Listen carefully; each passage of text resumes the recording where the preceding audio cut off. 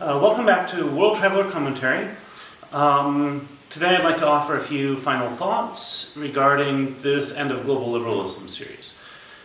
Now, I personally thought that Mearsheimer's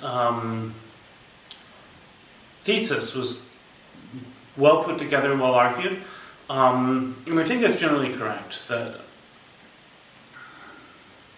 unipolarity itself creates its own opposition, and therefore unipolar global orders tend to be fundamentally unstable and short-lived. And therefore, we're moving away from this idea of universal trade and universal public policy in favor of more localist approaches globally. This means that efforts to dominate the world, whether by military force or by trade, simply aren't going to work anymore. Unfortunately, that may mean local domination. Countries that are particularly bordering great powers may have difficulties. But at the same time, there's likely to be a lot more maneuvering room for smaller countries, right? Because you can find ways of working between the interests of great powers that, for example, are near your borders.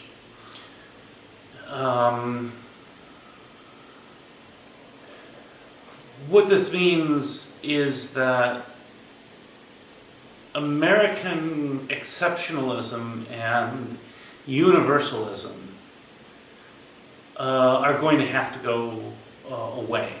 How that's going to happen and how people are going to make sense of that, I don't know.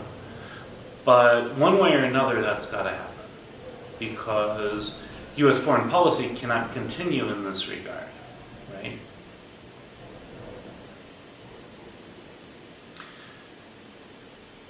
So I also think that this process is going to greatly transform Europe, just as the Berlin Wall falling did, right? We saw this liberal unipolar moment following the Berlin Wall fall that has now come to an end, and that's showing itself within struggles within the European Union, and it's showing itself in the fact that the United States can no longer be trusted to foot the bill for Europe's defense. My own view on this is that we're likely to see major geopolitical shifts in Europe that would have been unthinkable 2 years ago, and which are largely unthinkable right now.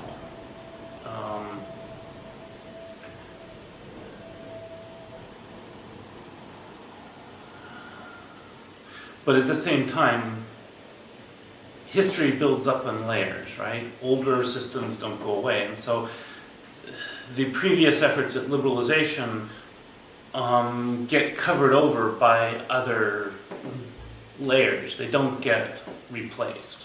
So, just like the rise of fascism in Italy in the 1930s, many of the basic assumptions of liberalism didn't go away then. They're not going to go away in the future.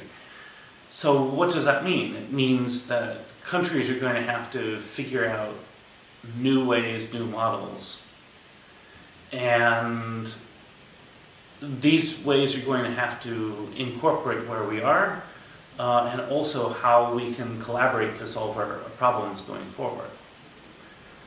But this also means that there's going to be a much greater room for cultural diversity in the world, because one country can no longer even consider remaking the world in their own image, right? Speaking specifically of the United States.